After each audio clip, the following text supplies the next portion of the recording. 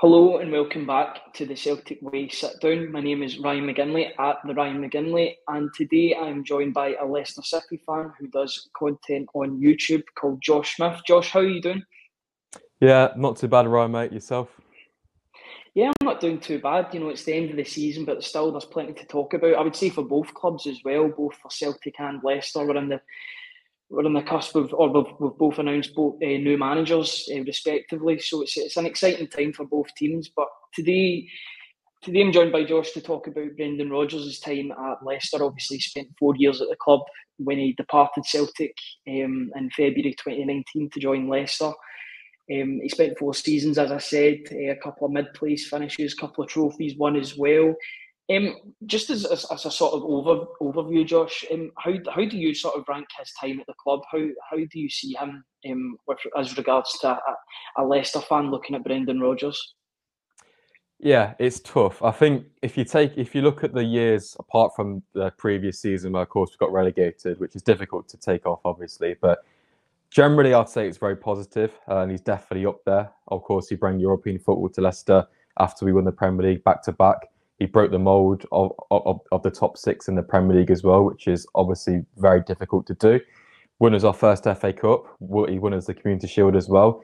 And apart from last year, he established ourselves as a Premier League club who's knocking on the door for Europe and consistently finishing in the top 10.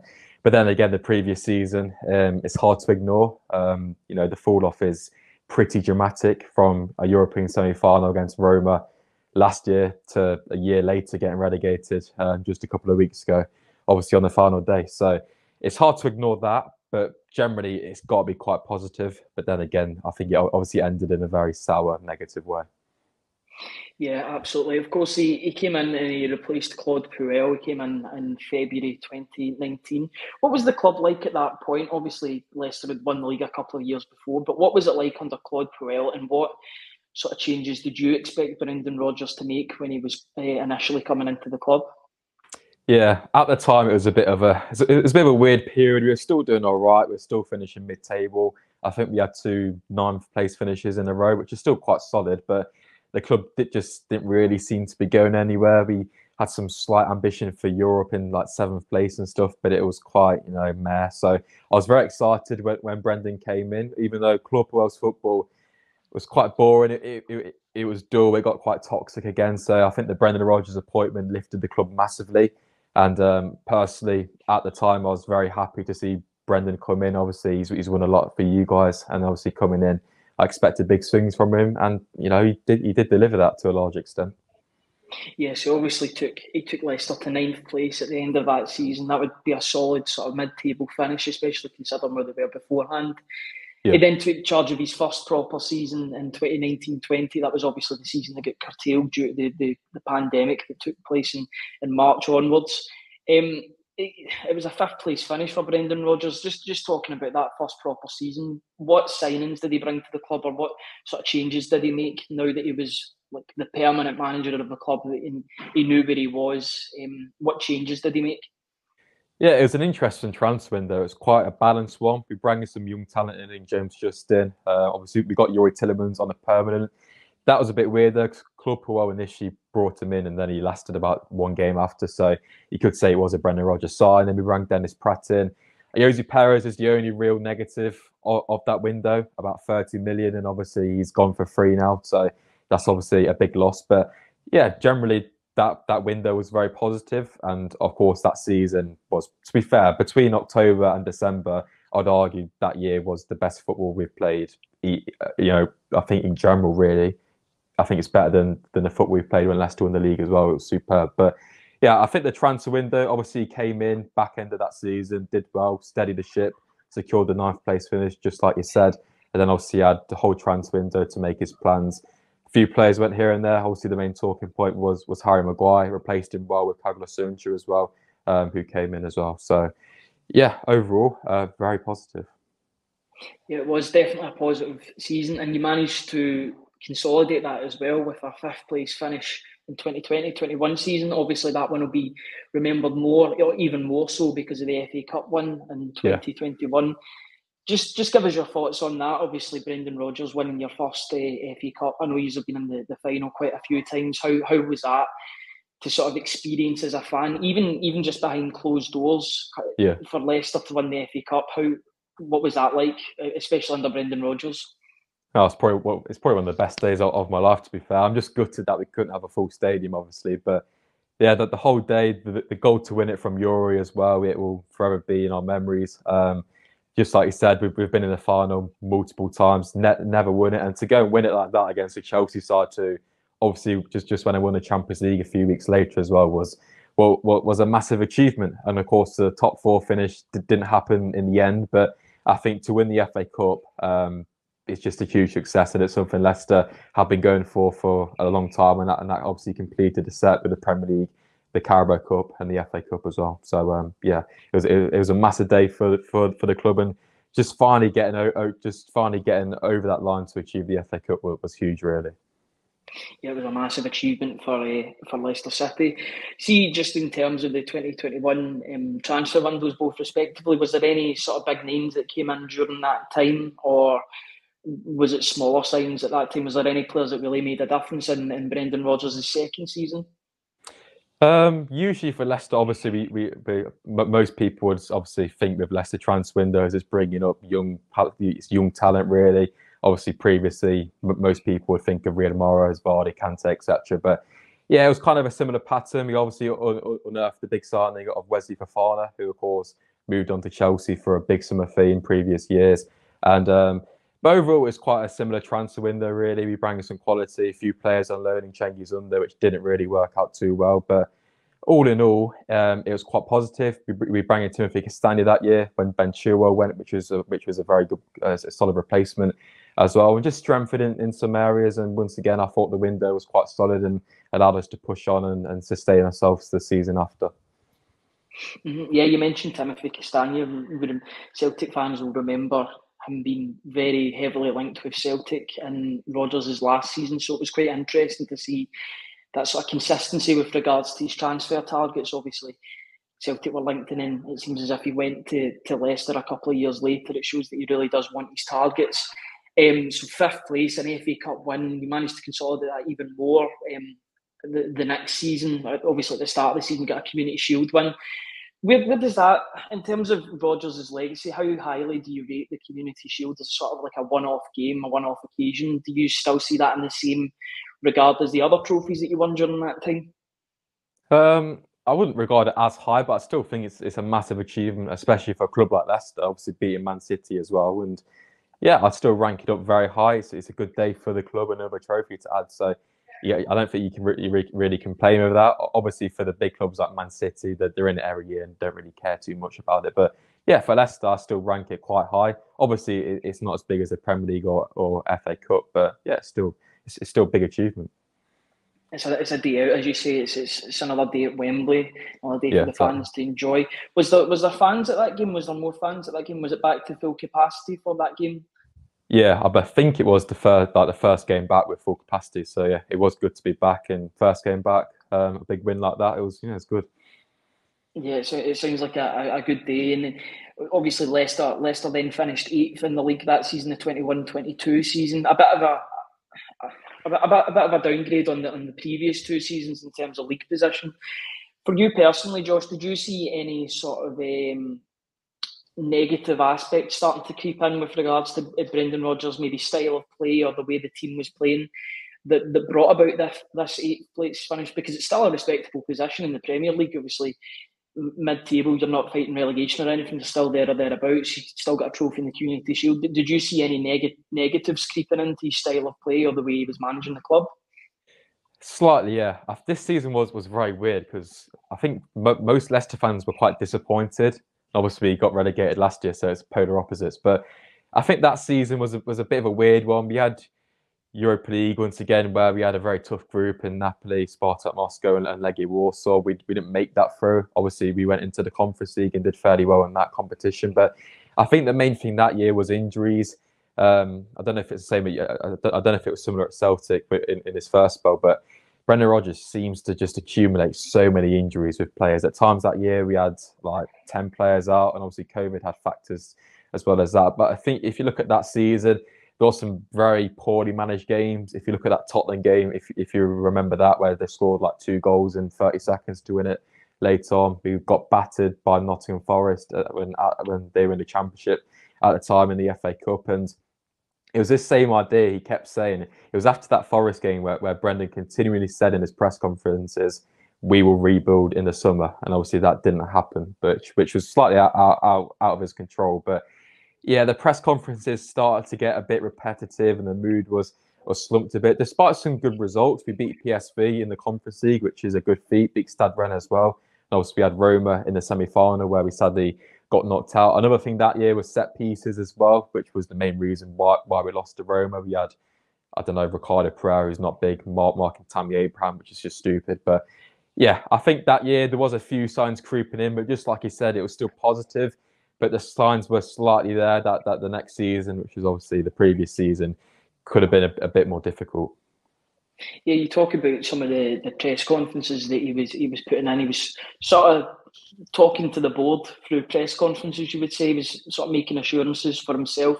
We've seen that previously at Celtic as well. He likes to communicate. If his message isn't getting communicated through conversations with the board, then he will use press conferences as a means to get through to the board in other ways as well. Just talking about in the 21-22 season, going back to transfers, was there any sort of major transfers that season, or was that the start of maybe a lack of funding and a lack of support from the board as to why he was talking about a rebuild the following season? Yeah, this window was the window where he had more control over transfers, and to be honest, it didn't go well at all. We signed Yannick Vestergaard for 15 million, which arguably has been one of Leicester's worst signings in our history, to be fair. At the time, I thought it was quite decent. Obviously, played for Southampton. He's a decent centre-back. But yeah, he came in, didn't work. He fell out with Brendan and hasn't played a single minute in the previous season. Signed Ryan Bertrand for free. Similar scenario on massive wages. Was pretty dreadful, to be fair. Other signings, Patson Daka, who hit and miss, really. He did it right in his first season, but last season he didn't really do too much. And Samara as well. And them two came in for quite hefty fees as well. So, and they're both pretty hit and miss, sorry. So, and that's the year where Brendan had slightly more control. So, yeah, the signs were there, and I think that had implications on the window ahead last season, where obviously Leicester didn't have as much money. But then again, I don't think the board trusted Brendan too much to go out there and make his own signings, because there was reports that he overruled some of the transfer people with the signings of Vestergaard and Bertrand, which didn't help. And obviously that was mainly down to Fofana breaking his leg. It was a rush signing, so you can account to it for some extent. But then again, to go against the advice and just sign someone for 15 million on massive wages like that, it's not good, and especially for the size of Leicester, where before COVID we had a decent amount of money, but COVID massively affected the ownership, because obviously King Power was an airline-based company. So, yeah, I think to sign the Vestergaard and Bertrand was the start of the downfall, really. Yeah, it's almost like looking in a mirror almost, because some of Brendan Rodgers' signings in his second and third seasons, his later seasons at Celtic were similar, really odd signings. That kind of go with maybe gets a bit more control, and then he makes some dreadful signings. There have been problems with regards to that, and we just hope that doesn't happen again in his second spell. You talk about Europe. How was that European run? Obviously finished third place in the Europa League group, but you went on a run. I think it was to the semi-finals before getting put out against Roma. Obviously, an English player in Tammy Abraham scored the winning goal. Jose Mourinho, a manager you'll know well in the Premier League. How was that run like as a Leicester supporter under Brendan Rodgers? Oh yeah, well, once again, it was fantastic memories. I went to all the Europa League games, the Napoli game. Look at Napoli now; won the league in Italy. Spartak Moscow, which was obviously I think a very long away day. I think we brought about 15 fans to that one. But yeah, Legia Warsaw at home. Obviously, European fans. Obviously, Leicester don't have the most crazy fans and stuff, but they bring a load of flares and stuff in. So yeah, it's good memories. And then if you look at the Conference League, where this year the teams in it haven't been too good, but when we were in it, the standard of teams were to a very high level, and arguably I'd say better than the final in the Europa League. I think it was Roma Feyenoord, I think. So, but yeah, in Leicester's run we had Stade Rennes. which was a very decent side. We just about got past them. Then as I mentioned, PSV, which once again is a very good team. They had lots of Cody Gakpo at the time as well. And then the Roma game, just as I mentioned, 1-1 in the first leg. Then we suffered the 1-0 defeat away, which, you know, I think going to Rome in a semi-final in Europe is always going to be a difficult feat. Yeah, it was a really good effort from Leicester, obviously, and Brendan Rodgers was part of that and managing that. So then we'll obviously talk about the elephant in the room, which has been last season, which has been a bit of a nightmare for Leicester fans. 18th place, obviously getting relegated in the final day of the season. It was Brendan Rodgers obviously getting dismissed. I think it was the 2nd of April, around about that time. Dean Smith came in to replace until the end of the season. Basically, I'll ask you just as a general question, what went wrong in that final season under Brendan Rodgers? Where do I start? Obviously, Brendan Rodgers will take quite a lot of blame for it, which I believe is true to some extent. Obviously, there's so many other factors around relegation, the decision from literally top to bottom. The whole club was just an absolute shambles. The transfer window itself started off negatively. Obviously, we only signed 2 players, one being Smithies in goal, who's a third choice goalkeeper, so that doesn't really count, does it? But yeah, the whole mood was down. Obviously, Brendan Rodgers, just as you mentioned, the press conference kind of thing, he kind of just put the mood down from minute one, and it just started on a very on a negative way. We went 2-0 up against Brentford in the first game, and then it was 2-2, and we went 2-0 up. I think we were 2-0 up around 60 minutes in. We lost. I don't think we picked up 1 point from the first 6 games. Lost 5-2 to Tottenham. Then the following week, lost 6-2 to Brighton or something like that. It was just a very downward run, and our first win came in October in the whole season. And personally, I think Rodgers should have gone then. But obviously, the run continued. We picked up results just before the FA Cup against. I think we got wins against Everton, Wolves, West Ham, Leeds. That big win against Forest, and I think the win against Forest very much saved his job for the time being. Then the World Cup obviously happened, came back in, and it was just shambolic. Really, we had 2 wins against Villa and Tottenham, and that's literally it, until Rodgers got sacked after the Crystal Palace game. But to say what's gone wrong, I think the players have to have a look at themselves as well, because of that quality of players to go down absolutely crazy. Just, you know, we just mentioned Leicester were in the European semi-final the previous year, and to go down like that is crazy. If you look at like Leeds and Southampton, who came down, you know, they were very much scrapping last season, but nobody would have thought that Leicester would get relegated. Maybe you have a bit of a worse season, but by no means start of the season I would have thought Leicester would be playing Championship football the following year. But where it went wrong, it's very difficult to really pinpoint it. There's just several factors, and I think the board have a lot of issues around that as well. With the time it took to sack Brendan, I think the board and Brendan had a very close relationship, which prolonged his stay a bit. Obviously, Dean Smith came in, and I think by then the damage was almost done. So, yeah, I think it's difficult to really pinpoint it. Yeah, it was a difficult job for Dean Smith once he came into the club as well. You always hear that cliche about teams that are too good to go down. It seemed as if Leicester were one of those teams with players such as Harvey Barnes, James Maddison in the team, but yet they still go down in the final day of the season. It was a bit of a shock to onlookers looking on to the Premier League. Just as sort of like a generalisation on Brendan Rodgers' time, looking at the 4 seasons that he took part in with Leicester, what was the high point in his time at the club? Would you say it's the FA Cup win, the run in Europe, the 5th place finishes? For you, Josh, what was the highlight for you under Brendan Rodgers? I think the FA Cup has got to be it. But then I mentioned it earlier, the 2019-20 season, the run between October and December was ridiculously good. Best football I've seen we played. I think we went 10 games. I think we won 10 games in a row, something crazy like that. And you know, in the Premier League, that's a massive achievement. We went neck and neck with Liverpool up until Boxing Day. That's when Liverpool were obviously fantastic under Jurgen Klopp as well. So I think that is a very strong point. But overall, it has to be the FA Cup. That's a long-term memory, and obviously, you have a trophy to go with it as well. Yeah, obviously, when I ask you about the highs, I need to talk about the lows as well. For you, under Brendan Rodgers, what was the lowest point for you at Leicester? I don't know. I think before he got sacked, the whole club kind of just accepted losing week in, week out. So I think the lowest points probably is the start of the season, where we lost. I think it was 5-2 to Brighton. The following week, we lost 6-2 to Tottenham. And I think I went to the Tottenham game, which is not fun to watch. But yeah, to ship 11 goals like that in a space of 2 weeks, and obviously Brighton and Tottenham are two good sides. But at the time, Brighton, you thought they were decent, but not European pushing. And Tottenham as well, obviously a top 6 side, but it's not like Man City. So to lose, I think them 2 games just did it for me. I think the Forest game in the FA Cup was a massive low point as well. The Tottenham one, just like I mentioned earlier, was heartbreaking, really, to be winning the game and then to lose in a matter of 30 seconds is just stupidity, really.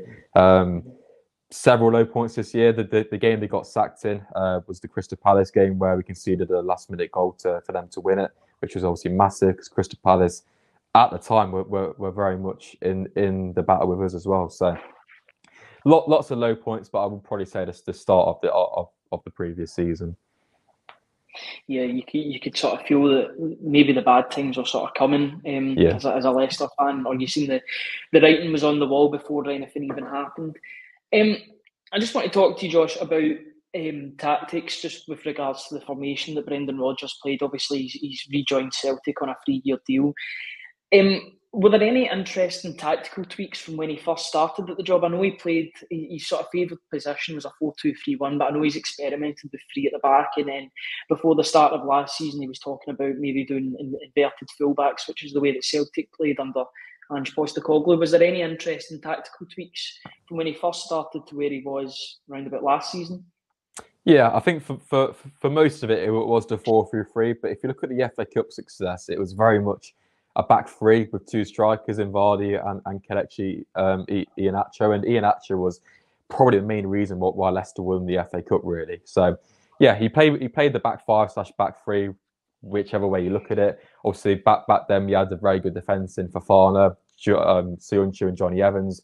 The wing-backs was very versatile. It could have been Castagna, Thomas, Ricardo, Justin. And if them four are all fit, it's a very good combination as well. And obviously, you had the midfield in the likes of Ndidi, who's obviously linked with you guys. But it's that balance. He obviously wants that balance where he has that defensive midfielder, he has that box-to-box midfielder and Youri Tielemans, and then he has someone like James Maddison who's allowed a bit more room and to roam in behind. And of course, when you got someone up front in Jamie Vardy, it's obviously going to be a massive bonus to the manager. But I think Brendan got it spot on that year because Iheanacho is more of a striker who plays as more of a false 9. He likes it to feet.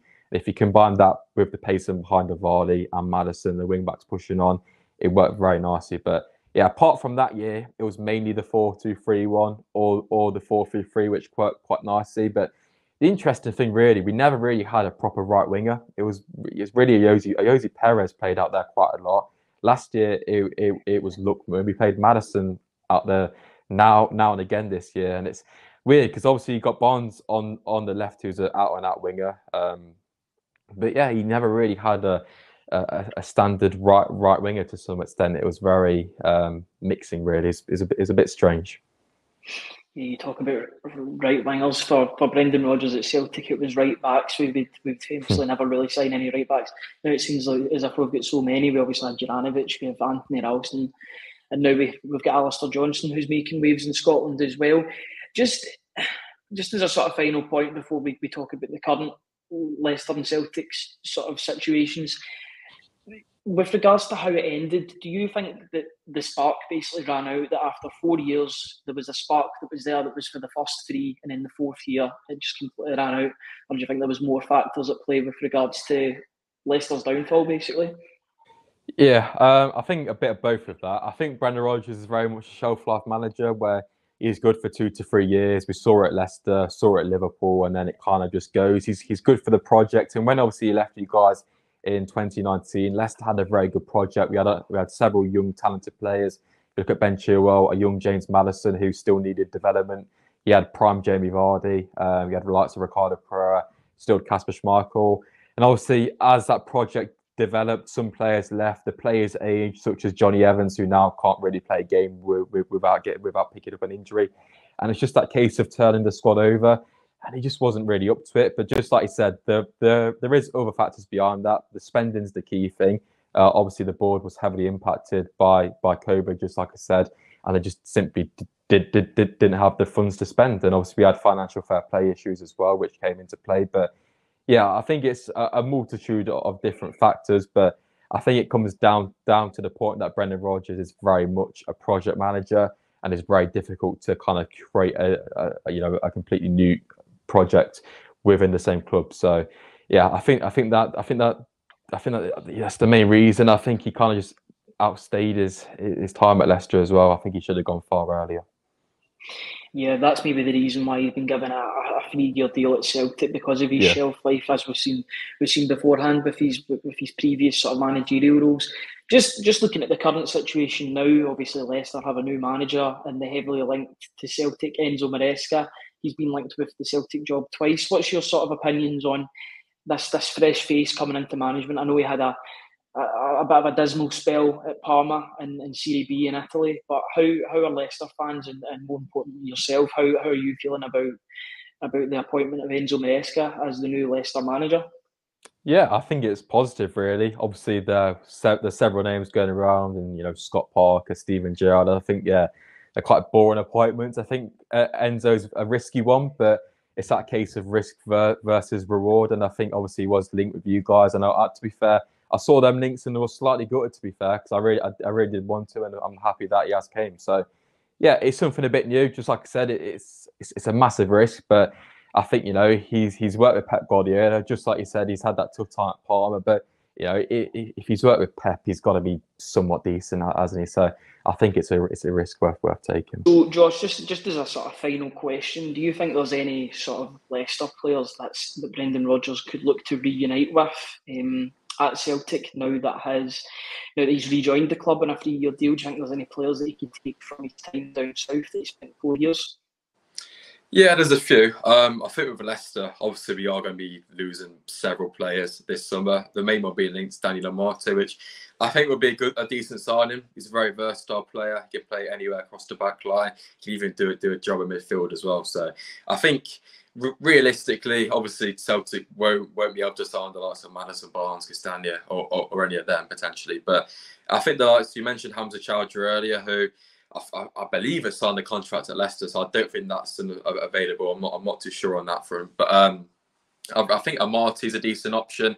Shunshu's gone to Atletico, so there's no option for him. Trying to think really, Johnny Evans is very much aging, so I don't think you guys would probably want him going forward. Dennis Pratt's a decent player, but I'm not sure on his relationship between him and Brendan Rodgers. I don't think that could potentially happen. Up front, I believe Iheanacho and Daka could probably be out of your price range. Vardy staying as well. So, yeah, realistically, if I say one, I'll say Daniel Amate, really, because I just think he's very versatile. He's experienced in the Champions League. He won the Premier League with Leicester as well. So, yeah, he's been here for a very long time.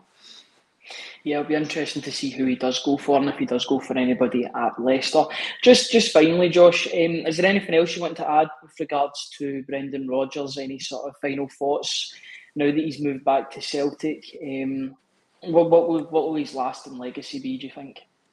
Yeah, it's interesting. I'm quite interested to see just how well he does, because I don't know, he just felt very unmotivated towards his last few games at Leicester as well. So I'll try and keep an eye on you guys and see just how he goes, because obviously I think the expectations there is to obviously go win the league. But it's just a case of how quickly. I'm not too sure what type of squad you've got. Is it aging or is it a start of like a new kind of development phase? I'm not too sure, but yeah, I'll be interested. I think with Brendan at Leicester, I think right now it's still quite sour and negative, but I think in the long term, fans will probably look back on it and realise that yes, he's done well for us, but it's just that sour taste of relegation, which I think will probably just keep with most Leicester fans for a while. Thank you very much, Josh. And finally, just where can Celtic fans find you? What are you up to with regards to content creation, with regards to Leicester? Yeah, I've just finished my A-level, so I've only just started back with content with the appointment of Enzo Maresca. But yeah, you can find me at SPORTSAYT on all social medias. It's a very random name, I know, but yeah, the YouTube's just SPORTSAYT. Twitter is SPORTSAYT_YT, so you can find me there as well. So yeah, thanks for having me on, mate. Massively appreciated.